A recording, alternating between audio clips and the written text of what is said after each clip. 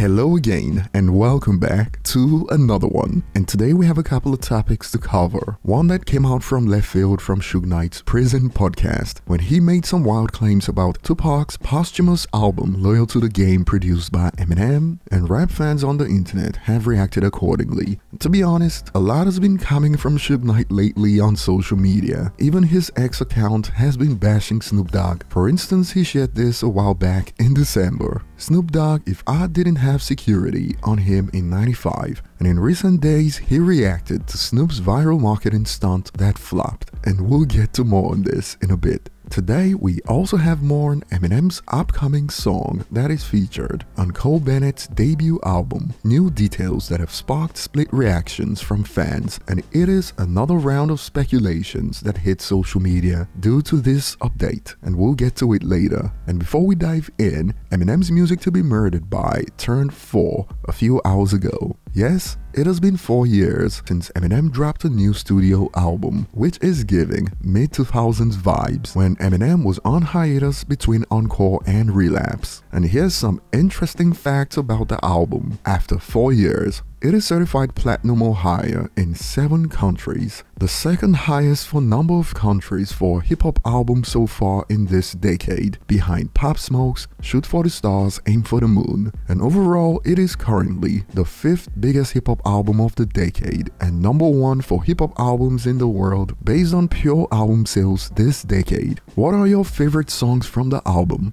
Tell us later in the comment section. And moving on to the main topics today, starting with Suge Knight, a recent episode of his podcast Collect Call with Suge Knight dropped a few hours ago, and this segment of the latest episode has raised eyebrows on social media when Suge Knight claimed, at the same time, man, it's like this. A lot of people have been wanting to do like songs with Pac. A lot of people, some people who did some with Pac, and they never. There was only one Tupac project that ever flopped before, and that's the one Eminem did on unreleases. All the rest of them successful. But the thing is this. I know you care about him and you push for him all the time. And absolutely. I know y'all the 2 baddest motherfuckers in the world still today.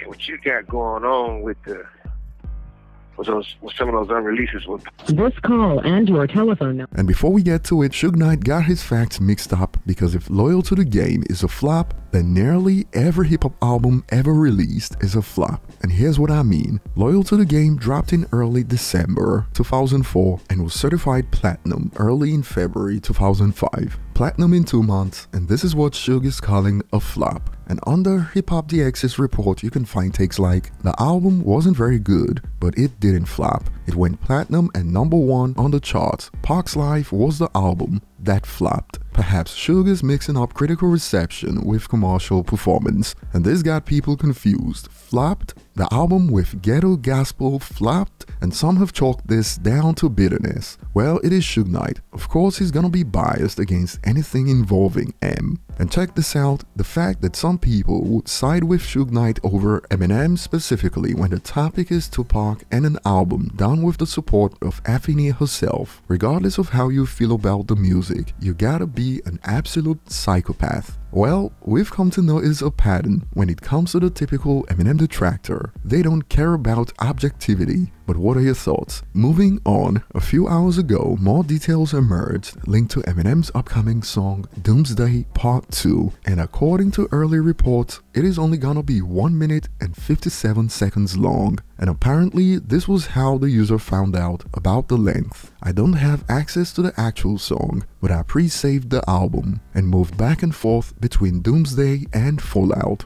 And for a millisecond, I was able to see the track length for the new M track. And this has sparked reactions all over the place. On one end, some are trolling with takes like, is it a skit? laughing emoji, while on the other end, some are wondering, imagine it is just a speech and not a song. Hopefully it is like Rabbit Run and doesn't have a hook, just 2 minutes of bars. But on a more positive note, some have expanded on how this could be a good thing based on what's happened before. The only good thing about Doomsday being such a short track is if it is somehow a type of Despicable and Symphony in H freestyle track, which means a new era incoming. I know he hasn't done that since 2013. I'm trying to be optimistic, guys, cause M keeps torturing us. Shrugs emoji. But over to you guys, what are your thoughts on this update? Tell us below. Thanks for watching and see you on the next one.